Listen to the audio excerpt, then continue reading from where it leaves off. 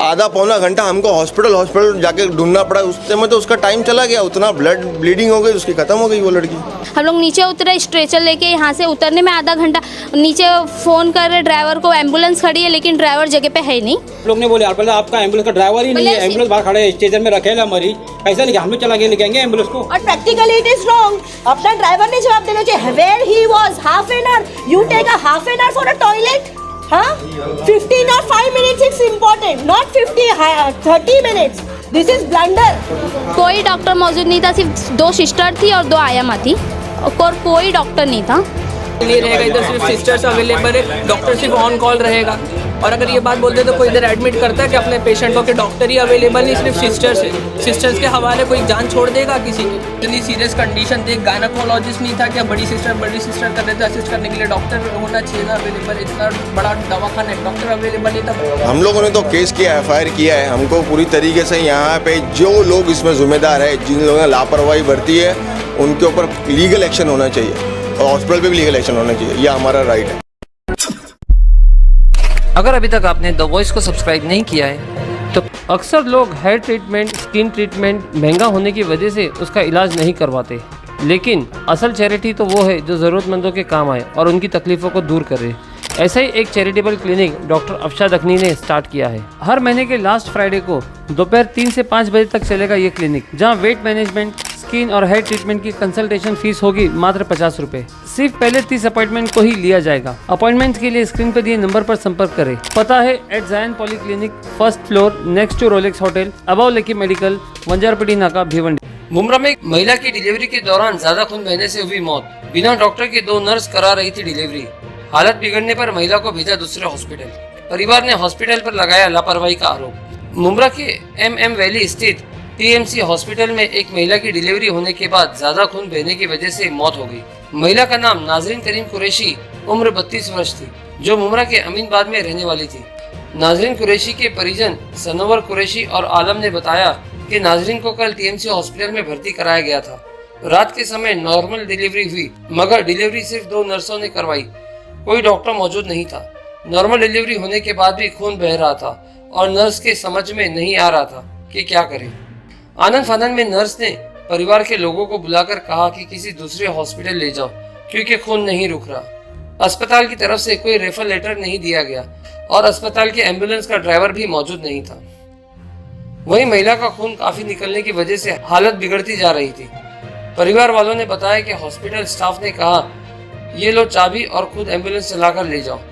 परिवार के लोगों के विरोध के काफी देर बाद एम्बुलेंस ड्राइवर आया, मगर मुमरा के कई हॉस्पिटल में ले गए। हालत बिगड़ने की वजह से किसी ने भर्ती नहीं करवाया।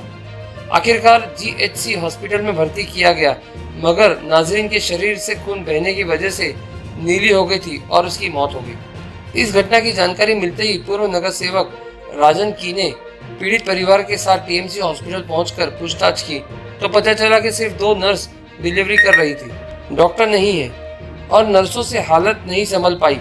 वहीं एम्बुलेंस ड्राइवर भी वक्त पर गायब था।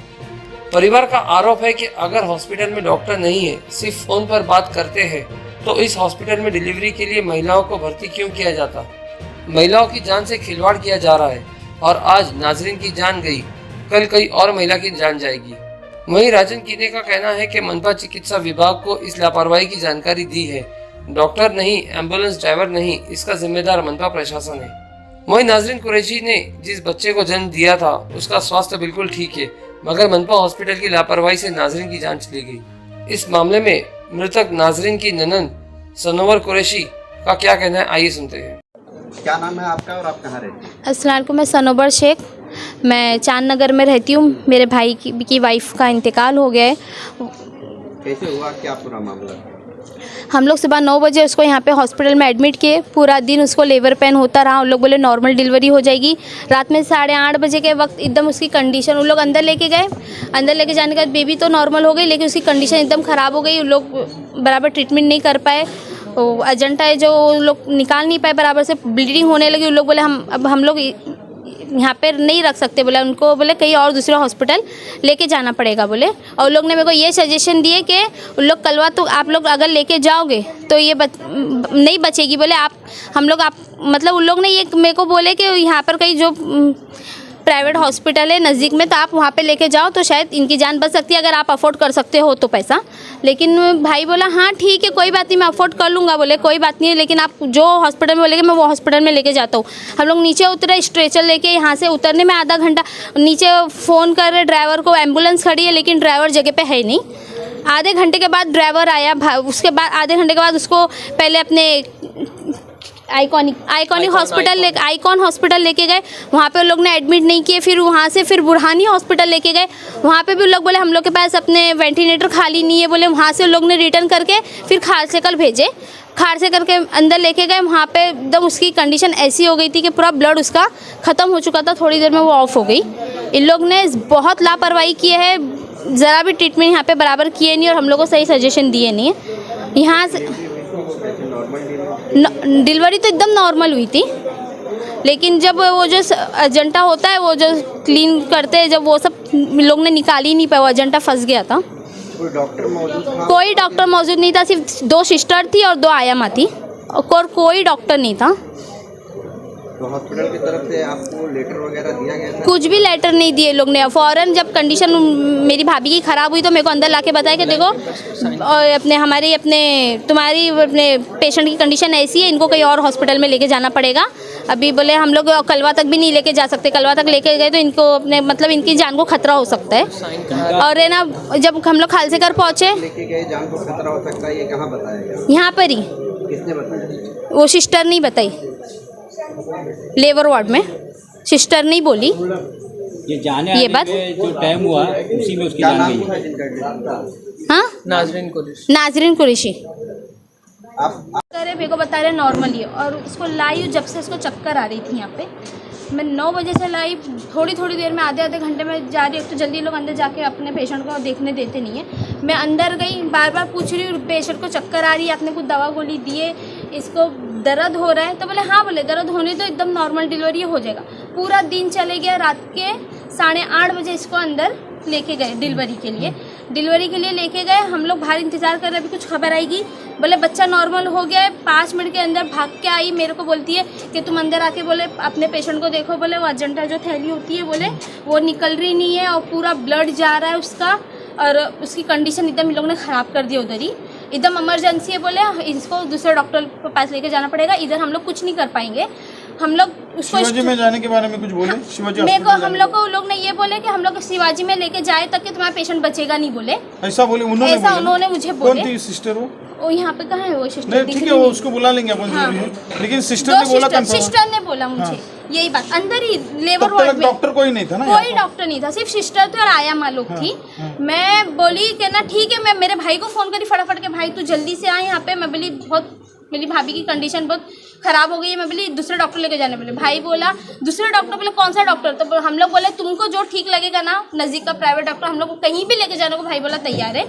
लेकिन इन लोग यहाँ पे कौन सा दवाखाना था जिधर लेके गए, आइकॉन में लेके गए, उधर लेके गए, उधर लिए यहाँ जब नीचे उतारे अपनी नीचे लेके गए, यहाँ पे स्ट्रेचर पे आधा घंटा हम लोग का वेट करा। एम्बुलेंस खड़ी है लेकिन ड्राइवर नहीं है, ड्राइवर कोई नहीं। 2 ड्राइवर को फोन लगा रहे, ड्राइवर है नहीं। आधा घंटा वो पेशेंट स्ट्रेचर पे हम लोग लेके खड़े। भाई उधर जाके सबके पैर पड़ाएंगे, किसी को गाड़ी चलाना आती है तो मेरी बीवी को लेके चले जाओ, नहीं तो मर जाएगी वो।